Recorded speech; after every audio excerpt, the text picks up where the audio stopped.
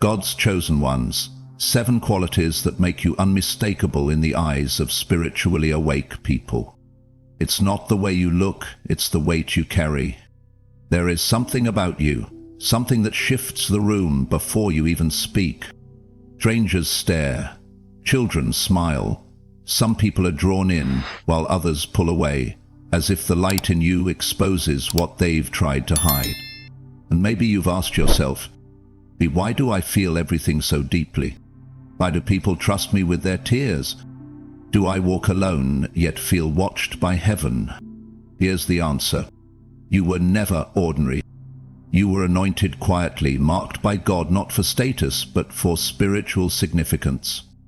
You carry signs that this world can't decode, but heaven recognizes instantly. And today, you're going to find out what they are. Because if you are God's chosen one, this message was written in heaven with your name on it. It happened again. Another stranger walked past you, then turned around, eyes soft with wonder, and said, I don't know why, but something about you feels different. He smiled politely. You've heard it before. At the grocery store, in the waiting room, at the funeral. People sense it, but they can't name it. And maybe you couldn't either. Until now. Because you weren't chosen for a platform. You were chosen to carry something sacred. Peace in chaos, clarity in confusion, presence in a world obsessed with performance.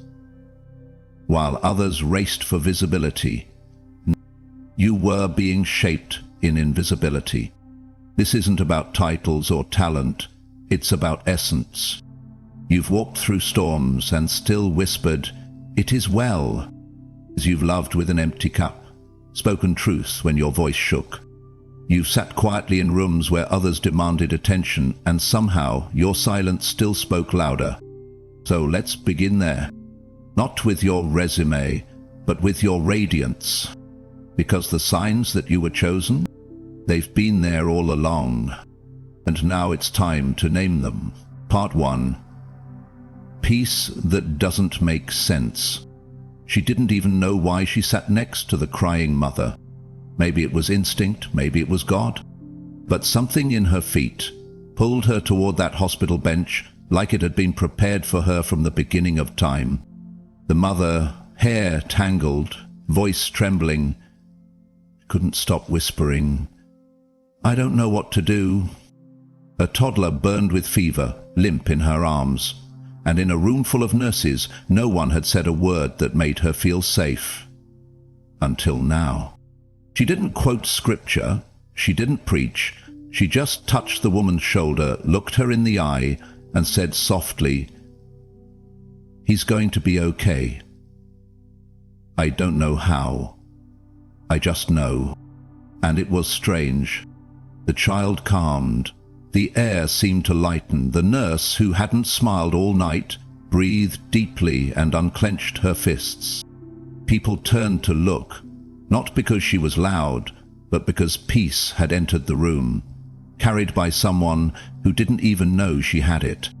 All her life, she'd wondered why strangers told her things, why they lingered near her like her silence gave them something they didn't know they were missing.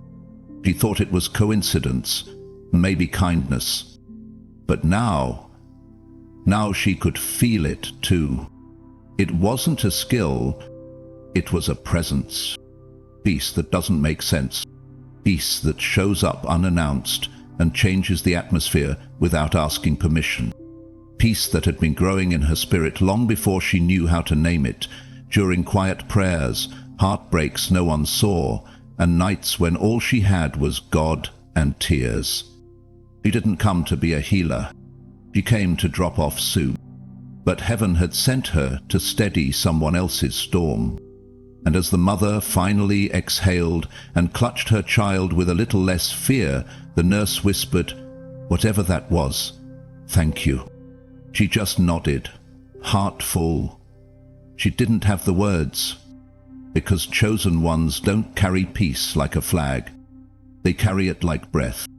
Not because they're fearless, but because they trust the one who walks with them through every fire. And somehow, when they show up, the room remembers how to breathe again. Part 2. Confidence that doesn't shout. They were arguing again. The church basement, usually filled with laughter and stale coffee, had become a battlefield of voices. Sharp, impatient, louder with every minute. Should they close the food pantry? Was it costing too much? Was anyone even grateful? She sat in the back, quietly listening. Not timid, not passive, just anchored. No one had asked her opinion. She wasn't on the board.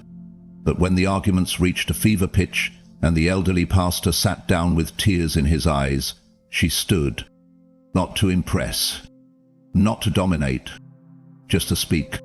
Her voice didn't rise. She didn't gesture wildly. She simply said, "This pantry isn't just feeding people, it's feeding hope. And hope is the only reason some of them are still alive." Silence fell like snow.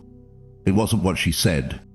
It was how she carried it, like a woman who'd been in the dark before and knew what it meant to have someone hand her light. One of the loudest men in the room muttered, "You didn't yell, but I heard you louder than everyone else." That's when she realized she didn't need volume. She had presence. Confidence had never looked like standing at a podium or being the smartest person in the room. It looked like praying in secret. It looked like staying calm when the storm hit. It looked like not needing credit, just wanting truth. Because chosen ones don't speak to impress.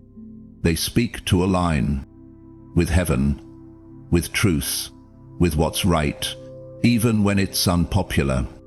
She'd never called herself brave, but she'd faced enough fire to know who walked with her in it.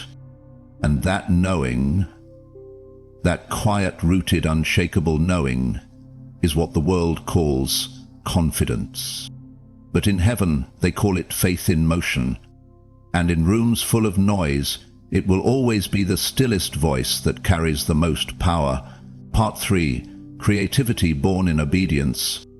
She never saw herself as creative. She didn't paint. She didn't sing. But somehow, when problems came, ideas showed up, soft as whispers, strong as strategy. Like the day the truck full of donations broke down. The food bank was depending on it.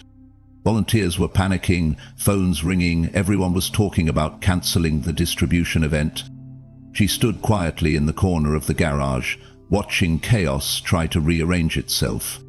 Then, almost without thinking, she said, "What if we use the neighbor's trailer and divide the deliveries among 3 pickup trucks?" They blinked. No one had thought of that. Within 20 minutes, the entire plan was back on track. Boxes were loaded, neighbors pitched in, and 147 families got to eat that weekend. One of the teens handing out canned goods whispered, "How do you come up with this stuff?" Well, she just smiled. She didn't come up with it, she heard it. See, the creativity of the chosen doesn't come to dazzle. It comes to deliver. Not from ego, but from obedience. Because when you pray before you panic, when you listen before you lead, heaven responds. And sometimes that response sounds like an idea no one else had. Sometimes it's a small suggestion that unlocks a big blessing. Sometimes it's a new way to love, a fresh way to serve, a divine blueprint whispered into your everyday life. She'd done it 100 times before. Written notes of encouragement that arrived exactly when someone was going to give up. Rearranged a classroom to make one anxious child feel safe. Cooked a meal in a way that made someone feel remembered. She didn't call it creativity, but heaven did. Because when you're chosen, creativity isn't about standing out. It's about standing in the gap, seeing what others miss, doing what others won't. Serving not with flair, but with faith. And when people ask, "How did you think of that?" the honest answer is always the same. I didn't. God just gave me an idea, and I said yes. Part 4. Tolerance that doesn't give up. She almost walked out that night. The girl sitting across from her had said the same hurtful thing for the third time. Eyes rolled, arms crossed, walls up. Most people would have left. In fact, most already had. But she stayed. Every Thursday, same folding chairs, same circle, same stories told through gritted teeth. And this girl, Jade, was always the loudest, always the angriest. But she never missed a meeting, not once. And that meant something. So she kept coming, week after week. No reward, no recognition, just a quiet resolve in her chest. Someone stayed for me once, I'll stay for her. Others told her she was too patient. They said, she doesn't want help, don't waste your time. But chosen ones don't walk away just because it's hard. They understand that growth is rarely graceful, that healing isn't linear, that some people scream before they surrender. So she breathed deep, stayed silent, and let grace do what force never could. Then one night, Jay didn't yell, he just cried. I thought if I pushed you, you'd leave, like everyone else. She reached across the circle and held her hand. I'm not everyone else. See, tolerance for the chosen isn't weakness. It's wisdom. It's knowing when to speak and when to just sit in the mess with someone until the light returns. It's not approval, it's understanding. Not permission, but patience. She remembered all the times God had waited for her. How he'd whispered instead of shouted. How he'd held the door open long after she'd stormed out. That memory became her ministry. And now she offered that same kind of mercy to anyone the world had labeled too much. Because when you're chosen, your patience isn't natural, it's prophetic. A shelter, a mirror, a quiet, unshakable belief that who they are becoming is more important than who they are now. And even if they don't thank you, even if they never see the seeds you planted in your restraint, even does, and that's why you never stop showing up. Part 5. Love with a tired heart. She hadn't slept in 2 nights. The calls kept coming. Another friend in crisis, another relative in the hospital, another need whispered like a prayer she never asked to carry. Her coffee had gone cold again. She looked at the clock. Visiting hours at the nursing home were almost over. She could skip it. No one would blame her. No one would know. But she got in the car anyway. Her father no longer remembered her name. Some days he'd smile. Most days, he just stared through her like a window. But she still came. Brushed his hair, brought his favorite blanket, sang hymns into the silence like someone was still listening. That night, as she was packing up to leave, a nurse wheeled in a woman who hadn't had visitors in weeks. Her lips trembled when she asked, "Could you just sit with me for a while?" Something inside her wanted to say no, but something deeper whispered, so she did. Held the woman's hand. He listened to her story, prayed a quiet prayer that only heaven could hear. This was love, not the kind that floats in movies or dances on social media. This was love that shows up empty, that gives while grieving, that bends, not breaks, that sacrifices quietly with no spotlight, no applause.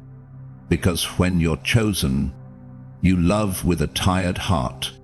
You hug people when your own arms are weak. You pray for others while wondering if your own prayers are being heard.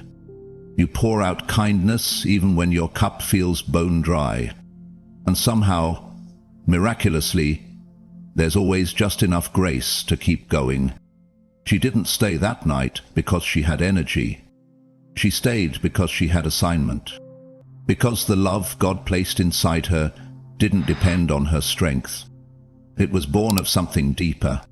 Heaven doesn't look for perfect love. It looks for persistent love. Love that still shows up, still gives, still believes, even when no one's watching.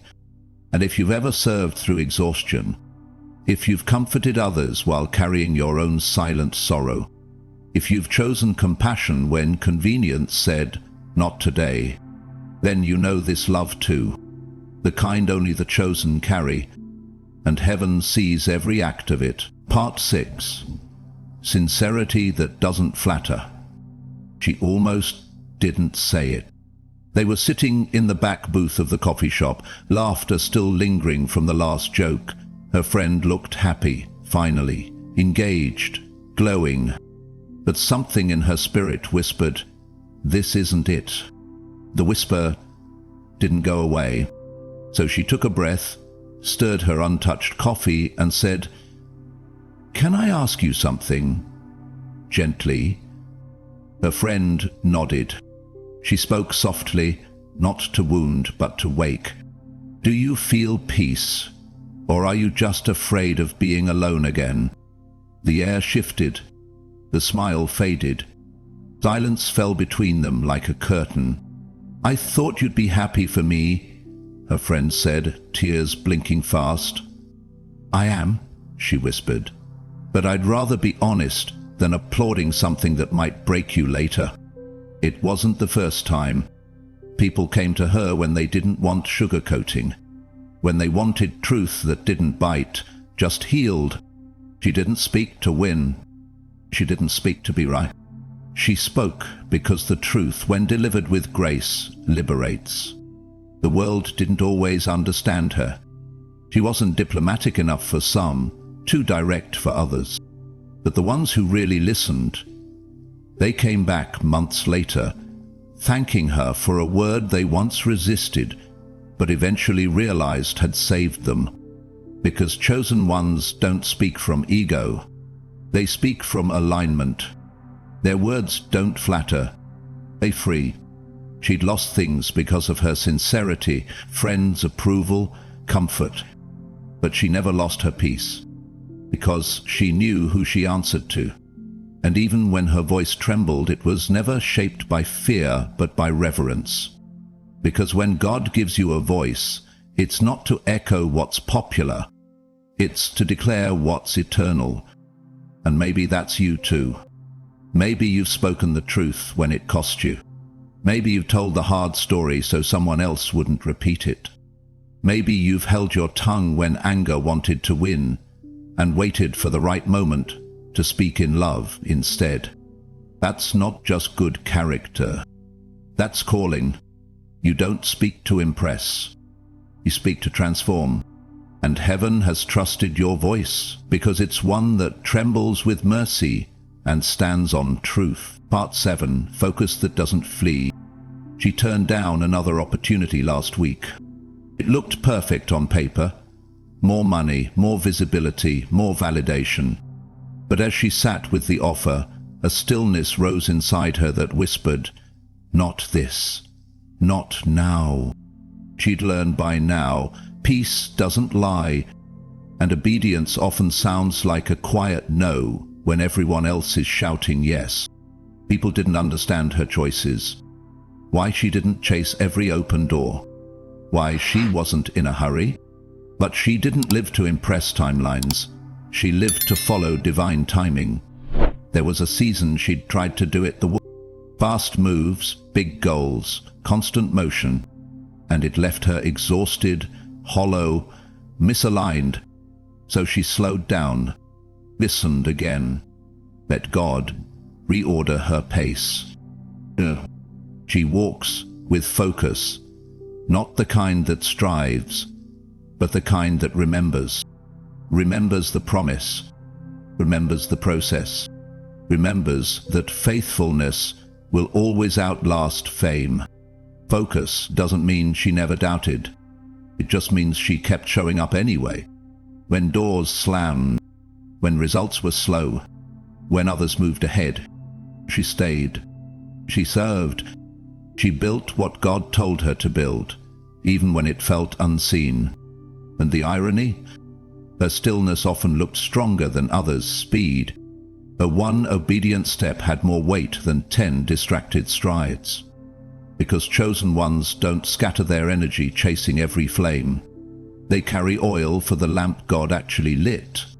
They don't fear missing out. They fear missing Him. So if you've turned down things that looked good but didn't feel right, if you've chosen sacred rhythm over worldly rush, if you've followed peace instead of pressure, that's not hesitation. That's holy focus. And even when it feels like you're behind, heaven says you're right on time. She sat on the porch as the sun broke through the clouds, a soft warmth settling over her tired shoulders. No applause, no spotlight, just her, a cup of tea, and the quiet, knowing that heaven had seen every moment she thought was invisible. Every time she chose patience over pride. Every time she loved with empty hands. Every time she stayed when it would have been easier to walk away. The world never called her extraordinary, but God did. Because being chosen was never about the noise, it was about the nature. It was in the peace that didn't make sense, and the confidence that never shouted, the creativity that served, the tolerance that stayed, the love that endured, the truth that didn't flatter, the focus that refused to flee. 7 silent qualities. 1 undeniable truth. She was never ordinary. She was anointed in silence. And maybe so were you. So if this story made something inside you say, "That's me," then know this. You are not behind. You are not overlooked. You are not random. You are chosen. And these qualities were the signs all along. Comment below. I carry the signs of a chosen one. Let that be your affirmation and a confirmation for someone else who's still unsure. Share this story with a friend who carries light but doubts its worth. It may be the reminder that reignites their purpose. And if you believe this message matters, if you feel called to help keep it going, consider supporting the journey. A small act of faith becomes part of a greater light. Because the world doesn't need more noise. It needs more people who walk in quiet, holy power, just like you.